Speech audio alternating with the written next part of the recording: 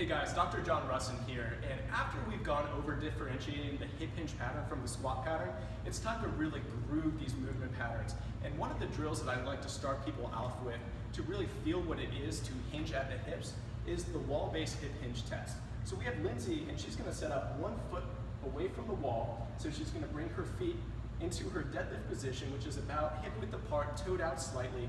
And what she's going to be doing is initiating this motion at the hips. So she's going to be driving her hips back towards the wall as she extends up with the arms to get into a straight position, which is a pure hip hinge. So she's going to demonstrate a couple reps here.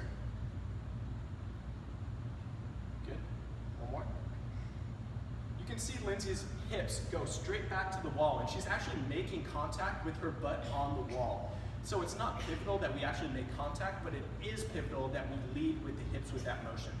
Once we have an appreciation for how the hips should be working, we really need to place an emphasis back on a 3-point contact spinal position with something called the Dowel test. So we have the Dowel in contact. Lindsay's gonna hold it back behind her back.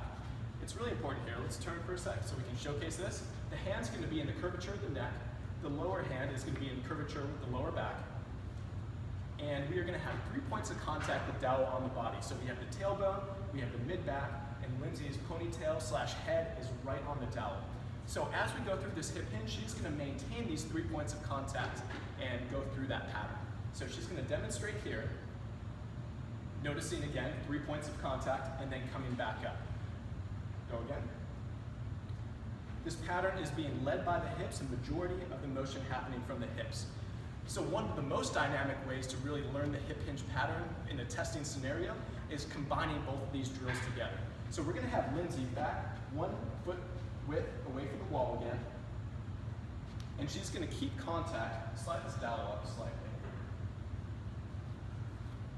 And she's gonna hip hinge back towards the wall with her 3 points of contact on the Dowel. So you can see here, Lindsay got restricted by the Dowel position. So just make sure that the bottom of the Dowel is right on the tailbone. Let's go again. And again, as a coach and an athlete, you want to be monitoring these 3 points of contact to make sure that we keep an authentic, neutral spinal position.